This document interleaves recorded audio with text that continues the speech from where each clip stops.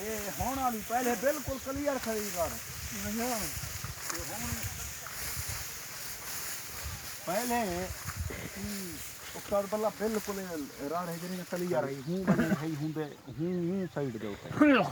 ਯਾਨੀ ਇਹ ਕਲੀਅਰ ਹੈ ਭਲਾ ਇਹ ਜਿਹੜਾ ਨਾ ਹੁਣ ਹੀ ਬਾਰਿਸ਼ਾਂ ਦੇ ਵਿੱਚ ਇਹ ਜੂੰ ਹੀ ਇੱਕ ਗੈਸ ਜਿਵੇਂ ਨਿਕਲਦਾ ਹੋਵੇ ਦੇਖ बड़का कटी है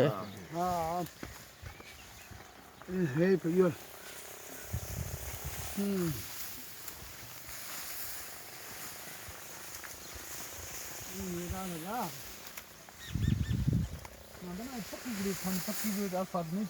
ਨਾ ਇਹ ਕੋ ਇਹ ਰੜ ਇਹ ਤੇ ਇਹ ਬਣਾ ਦੁਹਾਈ ਇੱਕ ਨਹੀਂ ਹੈ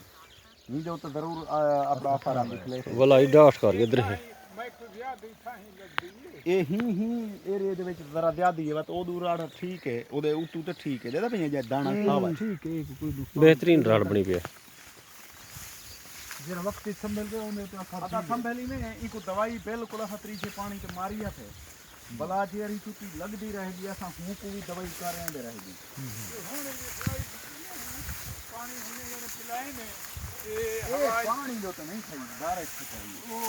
ये मैं के अब मैं जाड़ी ना मैं के इनको ये हिना इत्यादि को मैं से मारो ਹੁਣ ਤਾਂ ਕਹਿੰਦਾ ਅੱਗੂ ਤੇ ਲੱਗਦੀ ਵੇ ਰੱਤੀ ਦਾ ਜਰਾ ਅਸਲ ਹਾਲ ਵੇ